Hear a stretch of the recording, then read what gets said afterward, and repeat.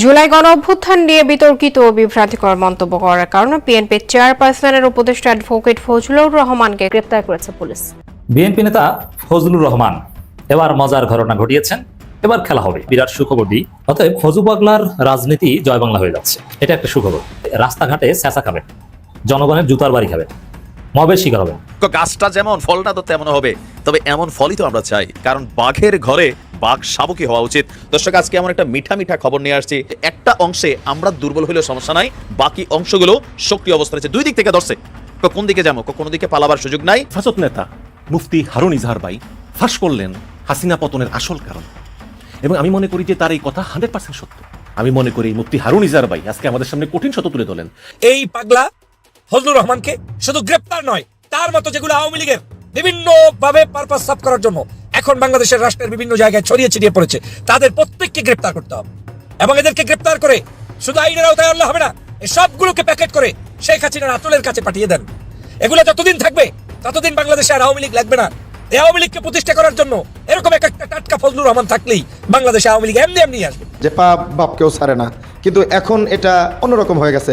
পাপ বাপকে তো ছাড়েই না, সাথে ছেলেকেও ছাড়ে না আর কি। প্রিয় দর্শক মণ্ডলী, কন্টেন্ট ক্রিয়েটর তহিদুদ্দিন আফ্রিদি গ্রেফতার হয়েছেন। একটা প্রশ্ন আপনাদের কাছে করতে চাই, তহিদুদ্দিন আফ্রিদিকে আপনি কি অপরাধী মনে করেন? মাত্র কিছুক্ষণ আগে কন্টেন্ট ক্রিয়েটর তৌহিদ আফ্রিদি, বাবার নামের চেয়ে যার নামটা বেশি মানুষ চিনে, এমনকি বাংলাদেশের ইয়াং জেনারেশনের কাছে বলেন, বিভিন্ন ভাবে বলেন, তৌহিদ আফ্রিদি একজন জনপ্রিয় কন্টেন্ট ক্রিয়েটর ছিল। অনেক ভালো কাজও তার আছে, সবচেয়ে খারাপ কাজ তা না। তবে 5ই আগস্ট সরকার পতনের পর তৌহিদ আফ্রিদি সম্পর্কে আমাদের কন্টেন্ট ক্রিয়েটররা তারা যেই একের পর এক চাঞ্চল্যকর তথ্য সামনে আনছে, মানে এগুলো দেখে প্রথমে বিশ্বাসই হয় নাই। তবে যেদিন আমরা ডিবি হারুনের সাথে তৌহিদ আফ্রিদির একটা বিশেষ ভিডিও দেখলাম চাচা ভাতিজার, তখন কিন্তু মনে হয়েছে যে নেটওয়ার্ক চ্যানেলটা আসলে কোন লেভেলে। তো তৌহিদ আফ্রিদি এই 5ই আগস্ট পরবর্তী সময় দীর্ঘ 1 বছর কোথায় ছিল, আজকে কোথায়, কিভাবে তিনি ধরা খাইয়া গেলেন, বা তার অবস্থান কিভাবে প্রকাশিত হয়ে গেল, আসুন দেখে আজকের ভিডিওতে আপনাদেরকে তথ্যগুলো দিচ্ছি। আজকে আমি যখন নিউজটি করছি রবিবার রাত প্রায় শেষের দিকে, মাত্র কিছুক্ষণ আগে বরিশাল থেকে তাদেরকে বিশেষ অভিযান পরিচালনা করে গ্রেপ্তার করা হয়েছে। কিছুদিন আগে যখন তার বাবাকে গ্রেপ্তার করা হয়েছে, তখন আলোচনায় ছিল তৌহিদ আফ্রিদিকে গ্রেপ্তার করতে হবে। আপনার বরিশাল কোতোয়ালি মডেল থানার ওসি যিনি আছেন মিজান ভাই, তিনি বলছেন যে বরিশাল নগরীর বাংলা বাজারে যে এরিয়া আছে সেখানে তৌহিদ আফ্রিদির অবস্থান প্রযুক্তির মাধ্যমে শনাক্ত করা হয়েছিল, এবং কি তথ্য ছিল যে তৌহিদ আফ্রিদি আছে। তো কোথায় আছে? সেখানে একটি ডায়াগনস্টিক সেন্টার আছে, সেই ডায়াগনস্টিক সেন্টারের পাশের একটি বাসায় তৌহিদ আফ্রিদি অবস্থান করছিল। গেল কয়েকদিন আগেই তৌহিদ আফ্রিদি নিজেও জানাইছিল যে সে বরিশাল আছে তার বাবাকে নিয়ে, তার বাবা গ্রেপ্তারের আগে পলাতক অবস্থায় আছে, হয়তো আত্মীয় স্বজন অথবা বিশেষ শোভাকাঙ্ক্ষীর কাছে আছে। বাট গেল কয়েকদিন যাবত তার বাবার বিরুদ্ধে যে মামলা, বা তার বিরুদ্ধে আপনার বৈষম্য বিরোধী জুলাই যোদ্ধারা যেই আলটিমেটাম দিয়েছে সরকারকে, তখনই কিন্তু নড়েচড়ে বসেছে প্রশাসন। তো তাদের বিরুদ্ধে অভিযোগ কি, এই মুহূর্তে তৌহিদ আফ্রিদিকে গ্রেপ্তার করে কিন্তু ঢাকায় পাঠিয়ে দেওয়া হয়েছে বিশেষ নিরাপত্তা দিয়ে। 17ই আগস্ট বৈষম্য বিরোধী আন্দোলনে হামলা এবং আন্দোলনকারীদের হত্যার অভিযোগে যাত্রাবাড়ি থানায় দায়ের করা এক মামলায় তৌহিদ আফ্রিদির বাবা নাসিরউদ্দিন সাথীকে যখন গ্রেপ্তার করে, তখনই আমরা দেখলাম যে যাত্রাবাড়ি থানার সেই মামলাটি গত বছরের আগস্ট মাসের 30 তারিখ দায়ের করা হয়েছে। সরকার পতন হয়েছে 5 তারিখ, মামলা দায়ের হয়েছে 30 তারিখ। তো যেটি বর্তমানে এখনো তদন্তাধীন আছে আমাদের সিআইডির কাছে। মামলার প্রধান আসামি আবার হচ্ছে আপনার শেখ হাসিনা। আসামি তালিকার 2 নম্বরে আছে সেতুমন্ত্রী ওবায়দুল কাদের, 3 নম্বরে সাবেক আইজিপি আব্দুল্লাহ মামুন। তো এখন তৌহিদ আফ্রিদি আসলে বা তার বাবা এই মামলার কতটুকু গুরুত্বপূর্ণ আসামি, আমরা যদি তালিকা দেখি, তালিকার 11 নম্বর আসামি হচ্ছে তৌহিদ আফ্রিদি, এবং 22 নম্বর আসামি হচ্ছে তার বাবা নাসিরউদ্দিন সাথী। এছাড়া আরো এখানে 25 জনকে আসামি করা হয়েছে, অজ্ঞাতনামা 150 জনকে আসামি করা হয়েছে। রাজনৈতিক সংশ্লিষ্টতা অথবা আওয়ামী লীগ সরকারের চাটুকারিতা অথবা ডিবি হারুনের সাথে সখ্যতা অথবা 5ই আগস্টের আগে এই বাংলাদেশের কন্টেন্ট ক্রিয়েটরদেরকে চাপ দেয়া, সরকারের পক্ষে বিভিন্ন ধরনের অনৈতিক কর্মকাণ্ড করানোর জন্য তৌহিদ আফ্রিদি ফোনে টাকা দিয়া, প্রশাসনকে দিয়া, চাপ দিয়া, এই যে কন্টেন্ট ক্রিয়েটরদেরকে এক ধরনের জিম্মি করে রাখছিল, সেইটা ছিল তার বিরুদ্ধে মামলা যদি করা হয়তো রিয়েল একটা মামলা হইতো। হেফাজত নেতা মুফতি হারুন ইজহার ভাই তিনি ফাঁস করলেন হাসিনা পতনের আসল কারণ, এবং আমি মনে করি যে তার এই কথা 100% সত্য।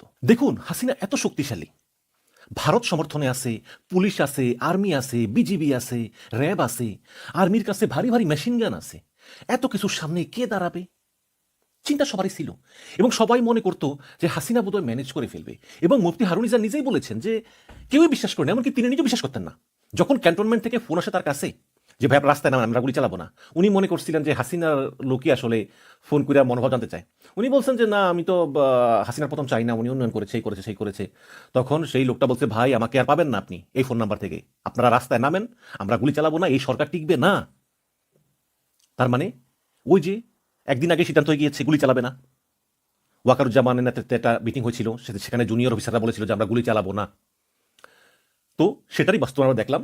কারণ আগের রাতেও কিন্তু হাসিনার নেতৃত্বে যে মিটিং হয়েছে সেখানে সেনাপ্রধানও ছিলেন, সেখানে বলা হয়েছে যে ঢাকার প্রবেশপথগুলিতে পুলিশ থাকবে, সঙ্গে সেনাবাহিনী থাকবে। তো পুলিশের মনোবলটা তো খুবই খারাপ, পুলিশের অনেক সদস্য মারা গেছে, পুলিশ দুর্বল হয়ে গেছে, ক্লান্ত হয়ে গেছে। তো বলছিল যে যেই চেষ্টা করবে ঢাকা শহরে প্রবেশের, পুলিশ চেষ্টা করবে বাধা দেওয়ার, না পারলে সেনাবাহিনী ওপেন গুলি চালাবে, এতে যেই কয়জন মারা যায় মারা যাক, কিন্তু যে কোনো মুহূর্তেই ঢাকা শহরে ঢোকা বন্ধ করতে হবে। তো সেখানে কিন্তু ওয়াকারুজ্জামান কিছু বলে নাই শেখ হাসিনাকে, বলছে ঠিক আছে। তো 5ই আগস্ট পুলিশ তো রেডি, সেনাবাহিনীও রেডি, পুলিশের তো মনোবল তুঙ্গে যে হ্যাঁ এবার সেনাবাহিনী আছে, আমাদের ভয় নেই। কিন্তু দেখি যেখানেই প্রবেশ পথ দিয়ে ঢোকার চেষ্টা করি, পুলিশ সামান্য গুলি টুলি চালিয়ে পরে ছেড়ে দেয়, সেনাবাহিনী কিছুই করে না। তখন পুলিশ সদর দপ্তরে ফোন করে বলে যে স্যার এইটা কোন ধরনের কথা, প্ল্যান ছিল কি, হচ্ছে কি, সেনাবাহিনী কিছু করতেছে না কেন? তার মানে এই হাসিনা পতনের জন্য যার অবদান সবচেয়ে বেশি সেটা সেনাবাহিনী। এবং জনতা তো আছে, জনতা যারা শহীদ মারা গেছে, রাজপথের যোদ্ধা, সবারই অবদান আছে, কিন্তু সবচেয়ে বড় অবদান সেনাবাহিনীর। এই সেনাবাহিনী যদি সেদিন গুলি চালাতো তাহলে আন্দোলন দমন হতো কি হতো না আমি জানি না, কিন্তু 5 থেকে 10,000 লোক সেদিন মারা যেত। কারণ মানুষের ভিতর যে তীব্র আগুন, চোখে আমি দেখেছি আকাঙ্ক্ষা, তারা তারা জীবনের পরোয়া করতো না। আর সেনাবাহিনীও কিন্তু সংবিধান অনুযায়ী প্রধানমন্ত্রীর নির্দেশ মানতে বাধ্য। আজকে ওই যে নাহিদ, তারপর নাসির, এরা বলে যে সেনাবাহিনীকে সংবিধান মানা উচিত, সেনাবাহিনী আইন মানা উচিত, ডিজিএফআই আইন মানা উচিত। আরে বেটা, ওই দিন যদি ওয়াকার আইন মানতো তাহলে তো কেউ থাকতো না আজকে এখানে। সেনাপ্রধানের কাজই হচ্ছে প্রধানমন্ত্রীর নির্দেশ মানা, সেটা ওয়াকার সেদিন মানেননি, এবং মানেন নাই বলেই আজকে হাসিনা পালিয়ে যেতে বাধ্য হয়েছে। আপনাদের খেয়াল আছে সেই দিন ভারতের সেনাপ্রধান উপেন্দ্র ত্রিবেদী তিনি নিজে বলেছেন যে তিনি ঘন ঘন ওয়াকারকে ফোন করেছেন। আচ্ছা আপনি বলুন তো, যে 4 আগস্ট বা 5ই আগস্ট ভোরে ভারতের সেনাপ্রধান উপেন্দ্র ত্রিবেদী তিনি ফোন করে ওয়াকারকে কি বলেছিলেন, একটু গেস করেন তো। আমরা জানি না কি বলেছিলেন, বাট আমরা তো ধারণা করতে পারি তিনি নিশ্চয়ই হাসিনাকে টিকে রাখার কথাই বলেছিলেন। এছাড়া কি বলবেন, হাসিনা তাদের সেবাদাসী। এবং যখন হাসিনার পতন হয় ঢাকা শহরের প্রবেশ পথগুলো দিয়ে লক্ষ লক্ষ মানুষ ঢুকে যাচ্ছে, তখনও তো এই ভারতীয় সেনাপ্রধান উপেন্দ্র ত্রিবেদী তিনি আমাদের সেনাপ্রধান ওয়াকারকে ফোন করেছিলেন, করে কি বলেছিলেন, নিশ্চয়ই বলেছিলেন যে তোমরা হাসিনাকে সেভ করো। ওয়াকার কি করেছেন? করেন নাই তো। তো যদি এই হাসিনাটিকে যেত তাহলে সবার আগে ফাঁসি হতো ওয়াকারের, এবং প্রধানমন্ত্রীর নির্দেশ অমান্য করলে শাস্তি কিন্তু ফাঁসি। এবং এই কারণেই দেখবেন এতদিন চুপ থাকলেও ইদানিং আওয়ামী লীগের সবাই একযোগে ওয়াকারের সমালোচনা শুরু করেছে। সেই ওয়াইদুল কাদের বলেন, সেই আসাদুজ্জামান কামাল, বারো অনেকে, সবাই হাসিনাও টুকটাক সমালোচনা করতেছে। তারা বলতেছে যে নবাব সিরাজউদ্দৌলার যেমন সেনাপতি ছিল মীর জাফর, আমাদের হাসিনার সেনাপতি হচ্ছে ওয়াকার। তো এইরকম বলতেছে। এবং ওয়াকারুজ্জামান কিন্তু বোঝে, ওয়াকারুজ্জামান বোঝে না যে তা না, কিন্তু আপনারা অভিযোগ করেন যে ওয়াকারুজ্জামান এই করে সেই করে। আরে ভাই, ক্যান্টনমেন্ট যে চালায় সেই বোঝে সে কিভাবে চালায়। হাসিনা পালিয়ে যাওয়ার পরে এই হাসিনা সমর্থিত কিছু মেজর জেনারেল ছিল না, major general, lieutenant general, brigadier general, তারা চেয়েছিল এটা কু করতে, একবার না কয়েকবারই চেয়েছিল কু করতে, কু করে তারা আরেকটা অভ্যুত্থান ঘটাতে, কিন্তু সেটা ওয়াকারের নেতৃত্বে কিছু সেনাবাহিনীর অফিসার তারা ব্যর্থ করে দেয়। এবং এই সব মিলিয়ে ওয়াকারুজ্জামান ভালো করেই জানে যে ইউনূস সরকার খুবই জনপ্রিয় সরকার, সৎ সরকার, কিন্তু তারা দুর্বল সরকার, এটা ওয়াকারুজ্জামান ভালো করেই জানে। তাদের রাস্তাঘাটে কমিটি নাই, এলাকা গ্রামগঞ্জে তাদের লোক নাই। এখন যদি ক্যান্টনমেন্টে অভ্যুত্থান হয় এটা সামাল দিতে পারবে না। এই কারণে ওয়াকারুজ্জামান ইচ্ছা করলেও ক্যান্টনমেন্টে অনেক কিছু করতে পারে না, সে তার ইচ্ছা মতো চালা যাতে একটা সেনা অভ্যুত্থান না হয়। কারণ আওয়ামী লীগের ষড়যন্ত্র কিন্তু থেমে নেই, আওয়ামী লীগ এবং ভারতীয় ষড়যন্ত্র। তো এই কারণে ওয়াকারুজ্জামান বলে যে একটা নির্বাচিত সরকার আসুক, যারা শক্তিশালী থাকবে, যাদের জেলা উপজেলা কমিটি থাকবে, মহানগর কমিটি থাকবে, ইউনিয়ন কমিটি থাকবে, প্রচুর লোকজন থাকবে, তখন আমি সেনাপ্রধান একটু হাফ ছেড়ে বাঁচবো, যে না আর কোনো সমস্যা নেই, সরকার শক্তিশালী। এটাই আর কি চাওয়া। এখন সেনাপ্রধান কি বোঝে না যে আওয়ামী লীগ ক্ষমতা আসলে তাকে সবার আগে ফাঁসি দিবে তো।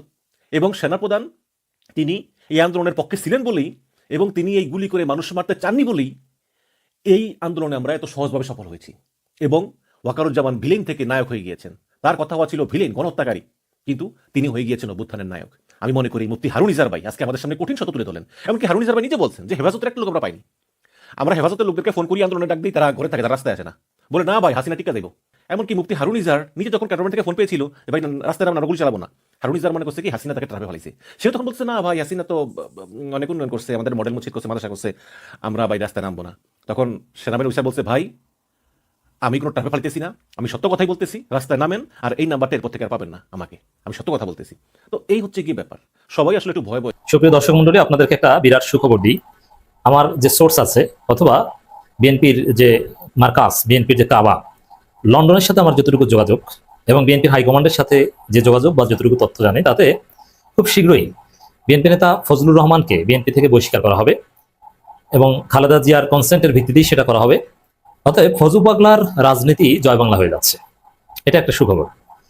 ফজু পাগলা এবং রুমিন ফারহানার বিরুদ্ধে ছাত্র জনতা জেগে উঠছে। হাসনাত আব্দুল্লাহ তো স্পষ্ট বলেছেন রুমিন ফারহানা হচ্ছে আওয়ামী লীগের, বিএনপির আওয়ামী লীগ বিষয়ক সম্পাদক। আর ফজু পাগলা যে কি সেটা বলার আর অপেক্ষা রাখে না। ফজু পাগলাকে জুতা মারার কর্মসূচি অলরেডি এসেছে, আপনি আলোচনা শুনতে শুনতে হয়তো বা দেখবেন যে জুতা মারা শুরু হয়ে গেছে। কুশপুত্তলিকা দাহ করা হবে এবং আপনার লিখে রাখেন, এটাও একটা পার্ট অফ সুখবর, যে ফজু পাগলা যদি ঠিকঠাক মতো না পালাতে পারে তাহলে রাস্তাঘাটে স্যাঁচা খাবেন, জনগণের জুতার বাড়ি খাবেন, মবের শিকার হবেন। মনে রাখবেন, জুলাই যোদ্ধারা যদি মব অফ করে দেন, বন্ধ করে দেন, তাহলেই আওয়ামী লীগ বা আওয়ামী লীগের যে বীজ আছে বাংলাদেশে বিএনপির ঘরে বা বিভিন্ন জায়গায়, এরা জেগে উঠবে। অতএব আমাদের বিপ্লব পূর্ণতা পাওয়ার আগ পর্যন্ত মব বন্ধ করা যাবে না। মবই হচ্ছে আমাদের শক্তি, মবই হচ্ছে প্রকৃতি বিপ্লব। অতএব মব করে যত চিল্লা করা, এটা বন্ধ করা যাবে না। যাহা কিছু কল্যাণকর তাই মবের মাধ্যমে হয়েছে। জুলাই বিপ্লবের সত্য অ্যাটলিস্ট এটা। দর্শক, ফজু পাগলার বিরুদ্ধে চারদিকে যেরকম প্রতিবাদের ঝড় এবং তারেক রহমান বিএনপি যেভাবে বেকায়দায় করেছে, ছাত্রদল যেভাবে বেকায়দায় করেছে, এই পরিস্থিতি থেকে উত্তরণের আর কোনো উপায় নেই ফজু পাগলাকে বহিষ্কার করা ছাড়া। আপনারা খুব শীঘ্রই শুনবেন যে বহিষ্কার। এমনকি ঢাকা বিশ্ববিদ্যালয়ে ডাকসু নির্বাচনের উপরে প্রভাব পড়েছে। যেমন শিক্ষার্থীরা প্রশ্ন ছুড়ে দিয়েছে যে এবার ডাকসুতে জিততে হলে শুধু শিক্ষার্থী বান্ধব হলে হবে না, কারণ এখানে সবাই শিক্ষার্থী বান্ধব, এখানে ফ্যাসিস্টদের দালাল নাই, আওয়ামী লীগ নাই। এমনকি জুলিয়াস সিজার সেও ছাত্রলীগের বিরুদ্ধে, সাবেক ছাত্রলীগ হলো। এখানে ফ্যাসিবাদের বিরুদ্ধে জুলাই পক্ষের শক্তি হতে হবে, জিততে হলে প্রথম কন্ডিশন হচ্ছে এটা। এখন ছাত্র দলের যারা ইলেকশন করছে ডাকসুতে, তারা কি জুলাইয়ের পক্ষের শক্তি না বিপক্ষের শক্তি, এটা তাদেরকে প্রমাণ করতে হবে। ছাত্র দলের উপদেষ্টা, অভিভাবক, দেখেন ছাত্র দলের সাংগঠনিক অভিভাবককে বিএনপি চেয়ারপারসন কে, খালেদা জিয়া অথবা তারেক রহমান, এবং তাদের উপদেষ্টা ফজলুর রহমান। তাহলে ছাত্র দলের আব্বার আব্বা ফজলুর রহমান, সে বলছে 5 আগস্ট ঘটিয়েছে কালো শক্তি জামাত শিবির, আর সার্জিসটা ছিল অভিনেতা, এবং এটা একটা সন্ত্রাস, এবং এই হাসনাতরা 500-700 মানুষ হত্যা করেছে। মানে এক কথায় একদম আওয়ামী লীগ যেটা বলছে সেটা।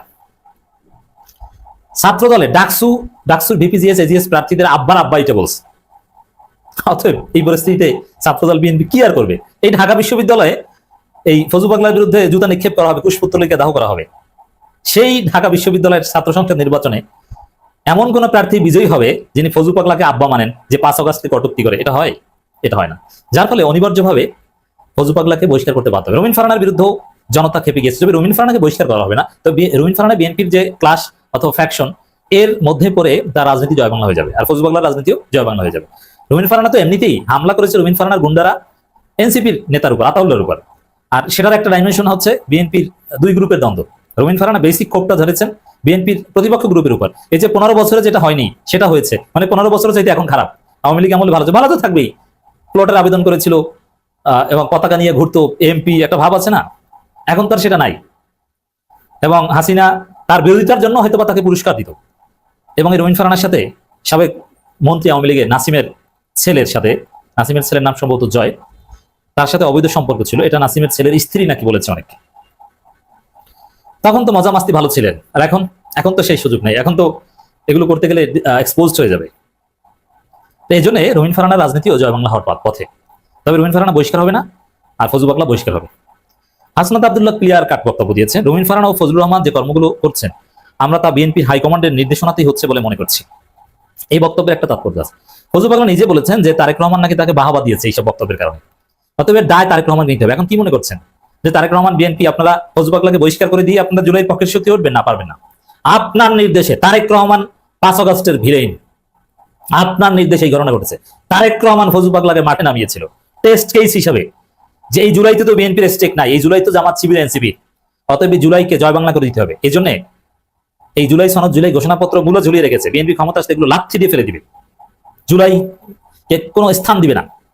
আর জুলাইয়ের বিরুদ্ধে কি করা যায় যেন ফজু পাগলাকে তারেক রহমান মাঠে নামিয়ে একটু টেস্ট করে দেখেছে। কারণ এতদিন তো টেস্ট করা হয়েছে, আপনারা এত ফজু পাগলা এই বক্তব্যগুলো প্রচার করেছে, বিএনপির কারণে সে টক শোতে দাওয়াত পেয়েছে, এখনো পাচ্ছে। এর প্রাশ্চিত তারেক রহমানকে নিতে হবে। অর্থাৎ বহিষ্কার করলেই যে আপনি মাপ পেয়ে গেলেন তা না, আপনি 5 আগস্টের ভিলেন, এটা জাতি আপনাকে মনে রাখবে, কারণ আপনার নির্দেশে, তারেক জিয়ার নির্দেশে ফজলু পাগলা এই কাজ করছে। আমরা রেসপেক্ট করি খালেদা জিয়া, কারণ তিনি এই ধরনের কোনো ঘটনা ঘটাননি। অতএব ভারত তার দালালদের মাধ্যমে টেস্ট করিয়েছে যে পরিস্থিতি কি, একটু জুলাই অভ্যুত্থানকে একটু নাড়া দিয়ে দেখি, জুলাই অভ্যুত্থানকে জয় বাংলা করে দেখি পারা যায় কিনা। এখন ছাত্র জনতার সামনে পরীক্ষা, হ্যাঁ তারা জেগে উঠেছে। ফজলু পাগলাকে যদি পিটিয়ে হাত পা ভেঙে দিতে না পারে, কি মনে করেন ও বহিষ্কার হলে কি মাপ পাবে? ও রাস্তায় বেরোলো, যদি বাংলাদেশে থাকে, যদি না পালাতে পারে, ওকে ধরে জেলে ভরতে হবে, নইলে জনগণ পিটিয়ে ওর হাত পা ভেঙে দিবে। এটা যদি না করতে পারে তাহলে জুলাই পরাজিত, জুলাই যোদ্ধাদের ফাঁসি হবে ভবিষ্যতে পুলিশ হত্যার মামলায়। অতএব এটা একটা টেস্ট কেস ছাত্র জনতার জন্য।